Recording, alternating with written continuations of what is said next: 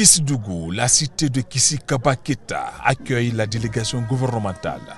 L'ensemble des filles et fils, résidents et ressortissants, sont fortement mobilisés pour venir écouter le message fort du gouvernement. Un moment opportun pour les populations d'exprimer leurs préoccupations au gouvernement Bahouri. Kissi-Dougou, pour sa part, rassure le CNRD et de son président, le général Damié Mamadi Doumbouya, de son ferme soutien et de sa parfaite adhésion aux idéaux du CNRD. Nous profitons par la présente visite de l'équipe gouvernementale vous soumettre la liste des besoins ou le cri de cœur des braves populations de Kissi-Dougou, à savoir l'aménagement de l'axe routier Kissi-Dougou-Kankan d'une distance de 197 km. Le bitumage de 20 km dans la commune urbaine de Kissi-Dougou, l'extension du réseau électrique dans les quartiers périphériques, la rénovation et l'équipement d'une maison des jeunes, la construction de 5 ponts de franchissement dans la commune urbaine de Kissi-Dougou, l'extension du réseau de distribution d'eau potable, la construction d'un marché moderne, l'acquisition de 2 bennes pour le transfert des ordures à la décharge finale, l'ouverture et le profilage des pistes rurales pour faciliter l'écoulement des produits locaux. Comme partout, Amadou Ouriba a appelé les populations de Kissi-Farmaya à cultiver l'unité, la cohésion et la tolérance.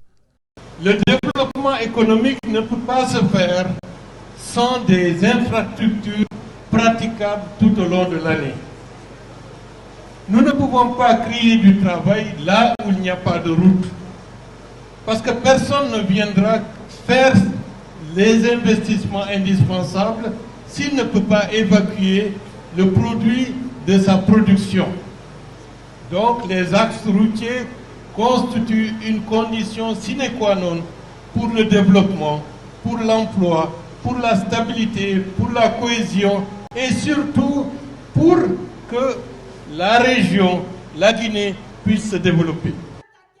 Au terme de cette réception, la délégation gouvernementale a tenu à visiter certains chantiers en souffrance, notamment la paroisse Saint-Louis de Kissi-Dougou, dont les travaux ont été lancés en août 2020.